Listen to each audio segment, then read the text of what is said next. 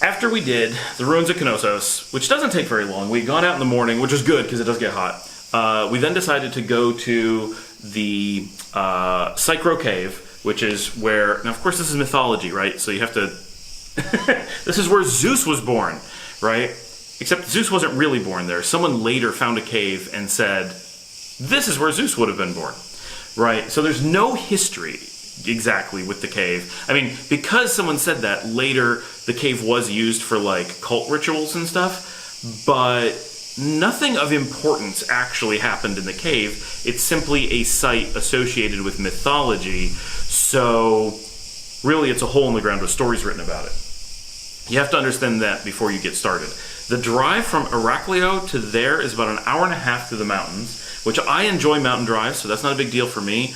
But if you're not good with long car rides, if you don't like twisty mountain roads, if you're not a good driver, you don't have someone to drive you up there, that's going to make it pretty inaccessible and not very happy to go to. So be aware about that. Once you get there, parking's $250, entrance fee is not huge, there's a number of things around it. It's considered a major tourist attraction, although there were very few people there.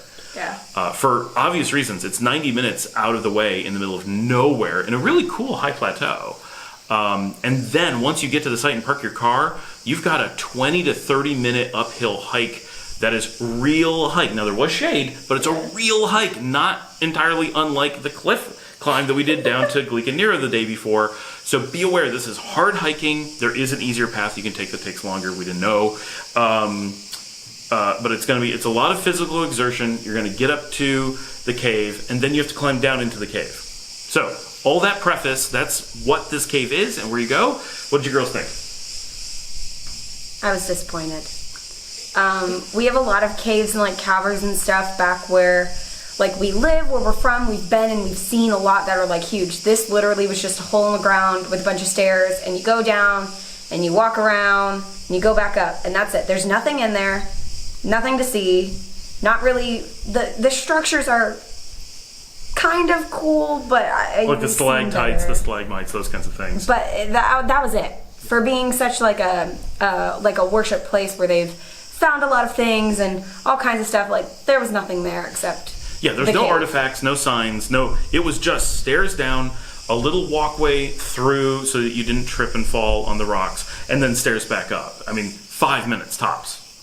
Yeah, I don't think it was worth it for the way to get up. It took so much effort and like energy, and then you climb down, and then it's like a 5-minute thing, and then you're done, and then you have to climb back down the mountain. Like, I don't think it was worth it for that. And we do live around stuff like that and have been to several, and this was like way on the low list. Right, yeah, places like New York and Missouri loaded with like big caves you can take boats in, you can drive jeeps in, you can spend the day seeing. I'm not a big cave person, I don't want to do those things, but I have, and they're there, and they're like, oh, this is an interesting cave because this ranked as a cave that should not have had any interest. It's only because someone associated mythology with it that anybody even mentions it. Like, if it didn't have this big mythology tied to it, someone operating that cave on the hillside as like their personal tourist attraction would get 0 visitors. No one would care.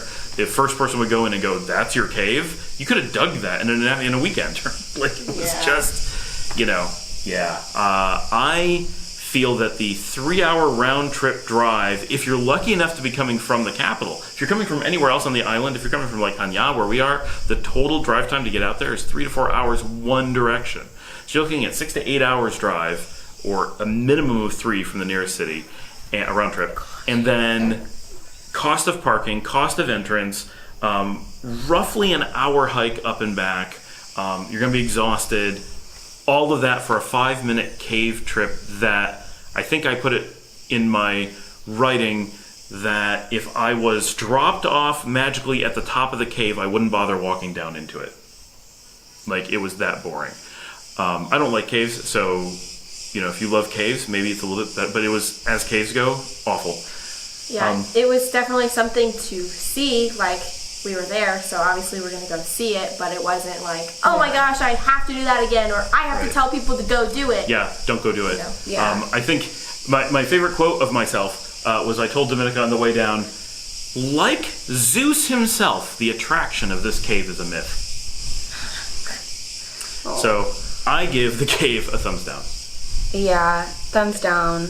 There was one sign that was like outside of the cave that we didn't see until after, that had like a little paragraph about the mythology behind it. That was it. Like, Yeah, and you could read that in the guidebook. Yeah, barely said anything. Yeah. Didn't And it's say mythology. anything. It's not real. It didn't actually happen in that cave. Yeah, it didn't. They have had like a lot of stuff that they've pulled up from that cave. There was like one little picture of like one thing that they had found, and I was like, Right, and which we discussed, like, it would have been cool if they had, you know, some stuff in there, or at least a picture inside the cave and where they found like the certain things. Like, that would have been so much better. But literally, we walked down and then there was like nothing there. I felt like I was just yeah. seeing nothing. No. Nothing but a walkway. The best part was the donkeys that we got to watch walk down the trail on our way back down, and all the And the goats.